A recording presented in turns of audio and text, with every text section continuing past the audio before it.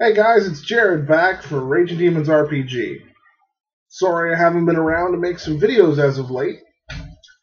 I know you guys miss me and all my fluffy goodness, but unfortunately, a combination of work, researching the whole immigration process to the UK, and just a little bit of other things in life have prevented me from sitting down and doing some videos. But you know what? When somebody goes ahead and writes to me the way I just received an email yesterday, I think it's time to come out to go ahead and find some time.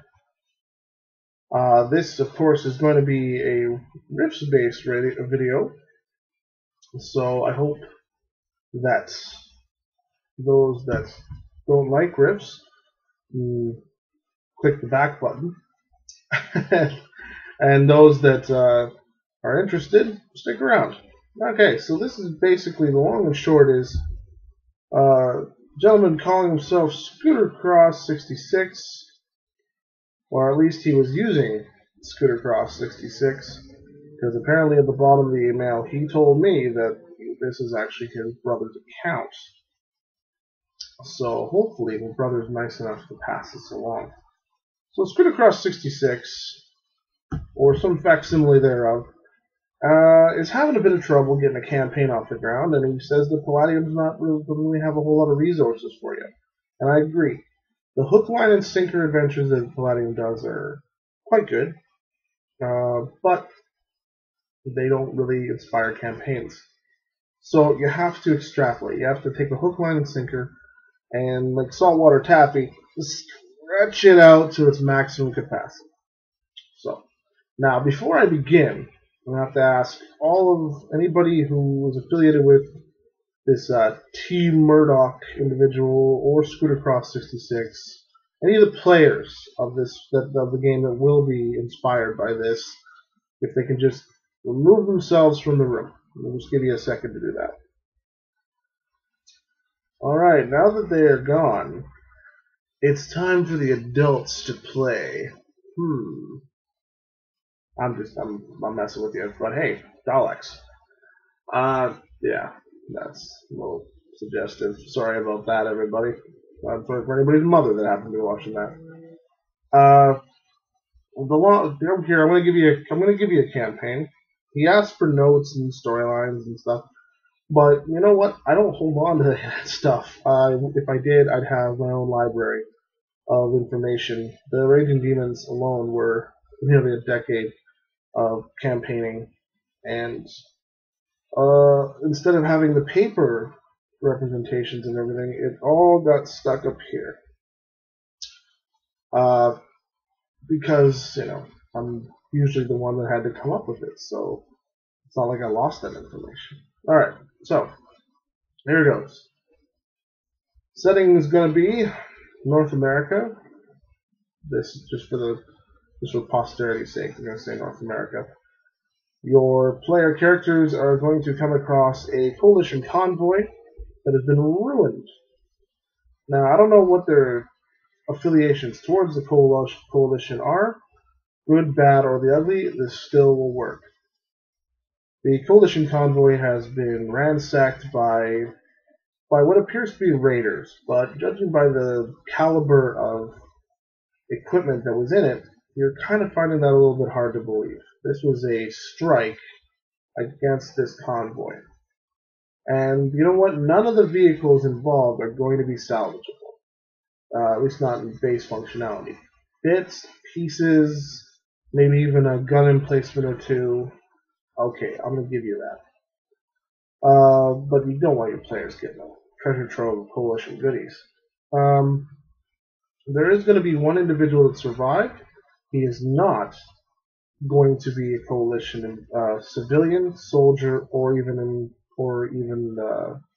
any sort of affiliation to the coalition. You're going to know that by looking at them, which of course is going to draw the curiosity of the characters.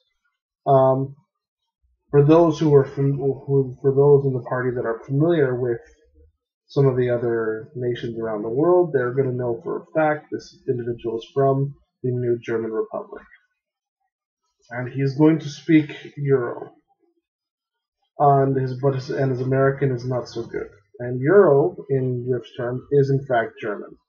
I know there's French and all these other, countries that exist in Europe currently, but in Rift's Earth, um, most of those countries were near overrun to completely wiped out. And over the 300 years, very little of their language existed. So as kind of a national, universal tongue, like the way they use English uh, throughout the world, the New German Republic uses Euro, which is basically just German with some spice on it. Um, so don't be afraid to make him sound like he is German. Now, I don't mean like, hello, Schultz! No, don't make him high. Don't be all goofy with it. Just, this guy is dying. Don't make it comical. He's near death. He will not survive. The injuries he sustained are not only preventing him from living more than 5 minutes from now, but also they will find that that any magical healing, should it apply, will also be repelled, which is going to add more curiosity. So this man will be dying, and although the New German Republic thinks exactly like the coalition, the New German Republic has some more liberal thoughts on controlling these supernatural phenomena. But this, however, he was a zealous man. He's thought about his life, and he's being very repentant right now. He wants to express to you all that he knows, because he simply has done a terrible thing in his own morality, and he wants to get it off his chest before he passes. So he will tell your characters that it is best American, which is just English. It is best American accent speaking that the coalition has been given a small device capable of creating a schism in the Federation of Magic. Or if you prefer, in the Magic Federation. And occasionally, if you want to do, gasp, choke, maybe even swear, scheiße, it's just really, like I said, try and keep it from being comical, but, this man is dying. So, anyway, he's about to die. He divulges the fact that the NGR had come across a rather powerful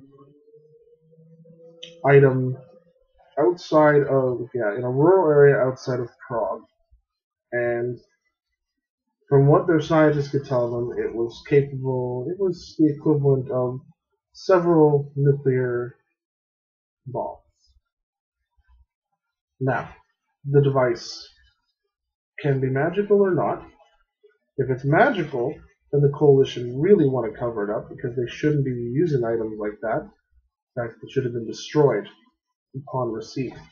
But some high-ranking general thought it was prudent to not waste such a powerful thing. In fact, probably even thought it was a little bit almost biblical in the idea that you could destroy the Federation of Magic with their own magic.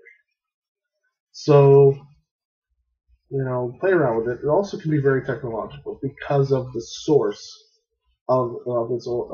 because of its origin, which I'm about to get into. So this man is going to tell you that there's a special ops forces team that has been deployed with the item to infiltrate and use it to its maximum effectiveness in Federation Magic. And that means basically going all the way to the top. So they're going to probably try to get access to their leadership, and boom, boom, boom, boom, boom.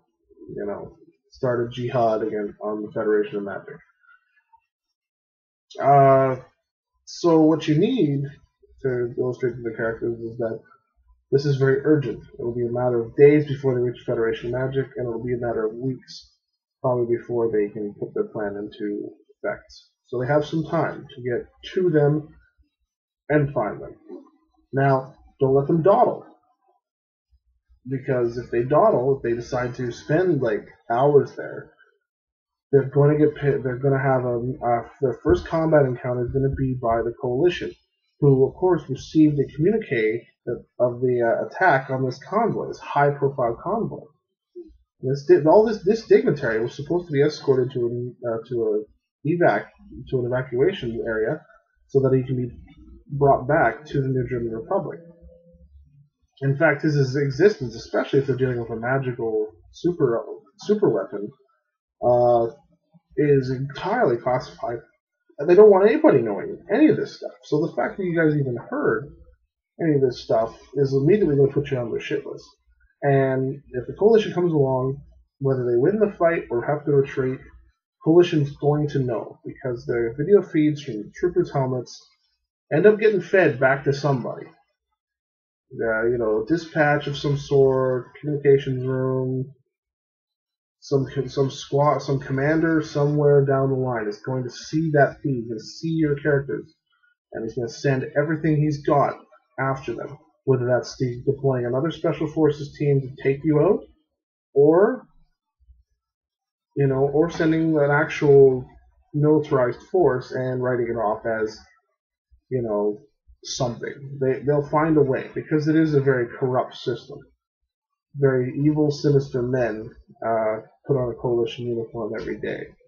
So, I mean, they're precisely like some of the Nazi high command. So you just really have to portray them as a villain this time around. If they're there to support the Coalition, that's fine. They might want to assist the Coalition special forces in their endeavor, even though the Coalition has not given them any formal order to do so.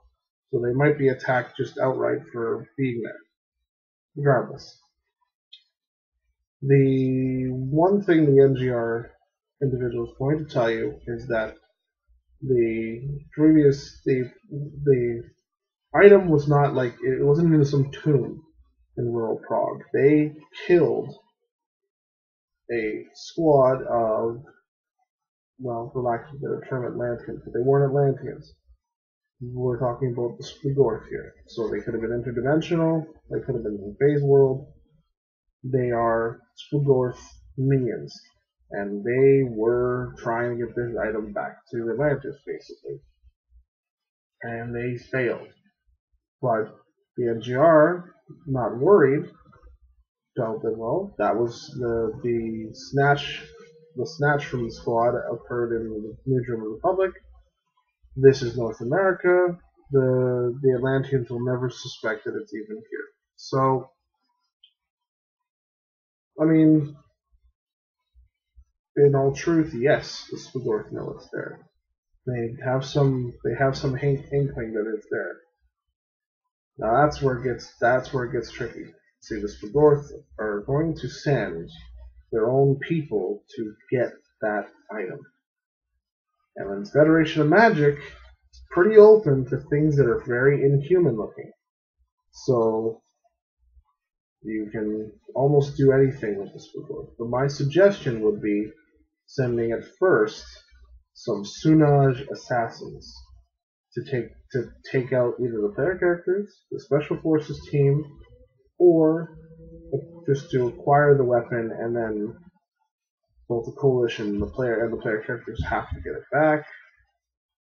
There's a number of different ways to play it, and if you do this the right way, you can have this campaign last quite a while.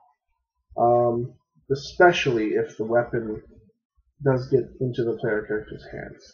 Because despite what the scientists of the NGR had said its capabilities were, they never quite... Their understanding of how it could be deployed was somewhat limited, let's just say.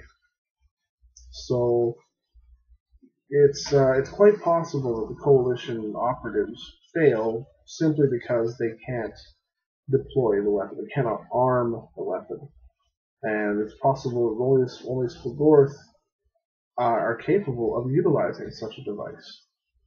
So it might be a simple game of hot potato where you got to keep it out of Spogorth's hands, and or find a way to destroy it. So I mean, there's so many different ways to go with this. I like to keep it broad myself.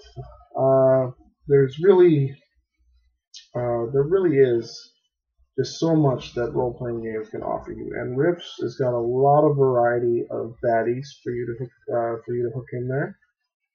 And so I have a feeling that if your player characters are, splitting their motivations, splitting their devotions, wanting something a little bit different that maybe touches on several of the key features that they're used to in this game, it might be the best way to go. I'm just going to say that right now. Now, this campaign, of course, can be twisted, modified, changed, skewed, any way you see fit. I, in fact, used this exact scenario twice, but I just, filed the serial numbers off and, reinvented it as, different players, different forces, different items, different thing. It could be a human being that is the item instead. You can twist and shape this any way you like. I'm basically just giving you the base foundation, and then from there you can put your own original spin on it. So that's it, and I hope that it works out for you. If it doesn't, I'd be very surprised. In the meantime, keep the dice rolling, and we'll see you next time.